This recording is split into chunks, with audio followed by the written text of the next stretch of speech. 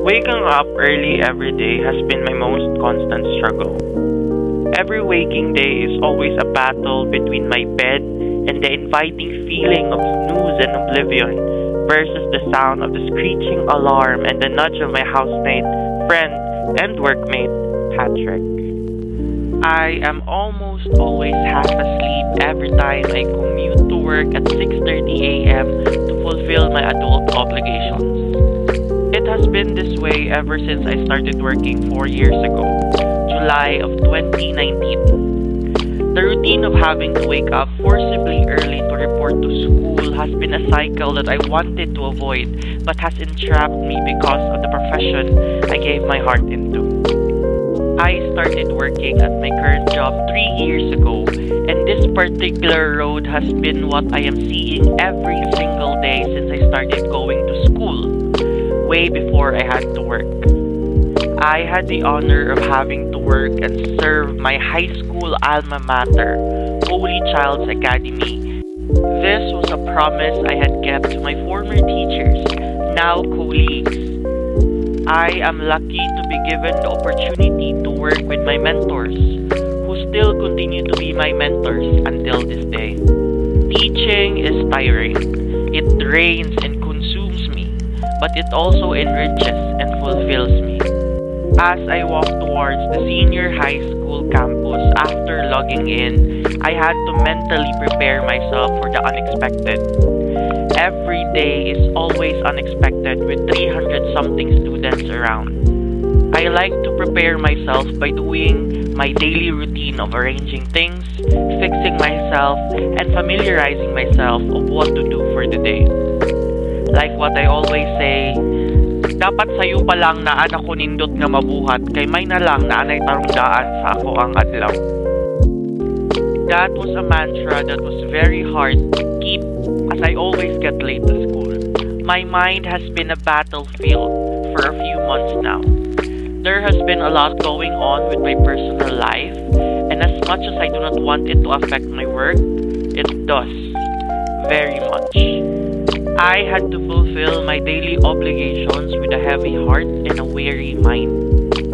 But seeing my students smile after I crack a joke, or seeing how they have improved, hearing them participate, or reading their work, and ultimately, them having a grade that satisfies them, gives me so much joy.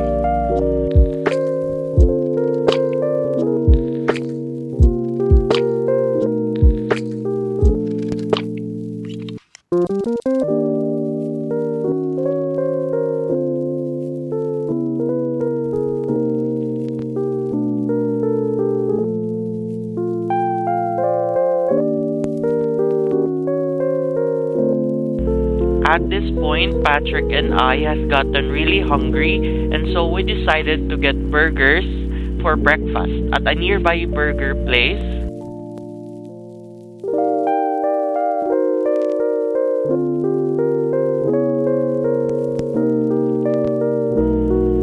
Here I am having my mouse moment as I am surrounded by my workmates and friends. And I am off to my first class at 7:55 a.m.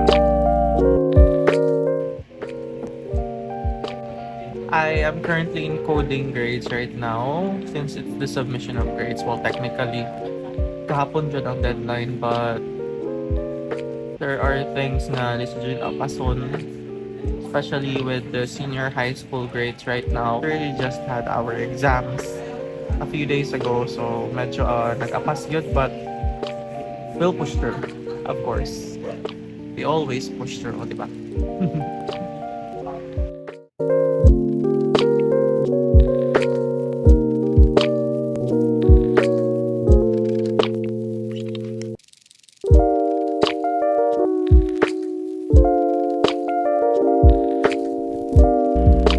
Students were previously my class advisory, specifically last year when I was still a class advisor for grade 11. They just had their graduation photo taken, and I requested that we could have a first and perhaps last class picture, given that when I was their advisor, it was actually the pandemic and they were just at their homes answering their modules. So we weren't really able to bond together as a class. And now they are about to complete their basic education, which makes me really, really proud.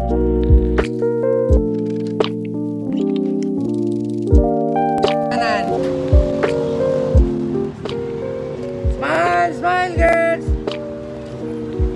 Okay, okay, 1, 2, Waki. 1, 2, 3, Waki, mata, mata.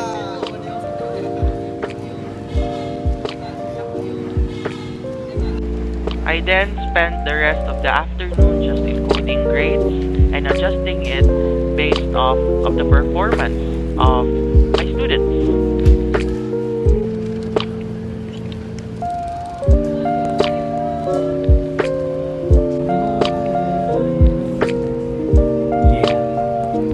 The teachers at this point were either already done or still doing or finishing their grades as well.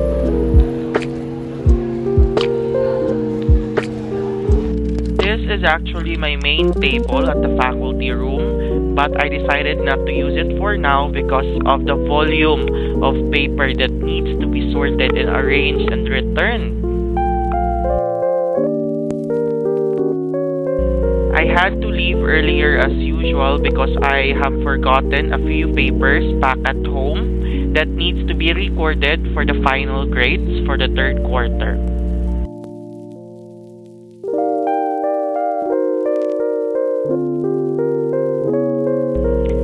And if you thought a teacher's day ends the moment he taps out from work, you are wrong. A teacher's job continues until there is nothing left to do, which is never the case. And that is where this vlog ends. I hope that you have gained the perspective and have experienced, at least visually, what goes on inside a day of a teacher. I hope that I will still see you in my next vlog. Goodbye, everyone.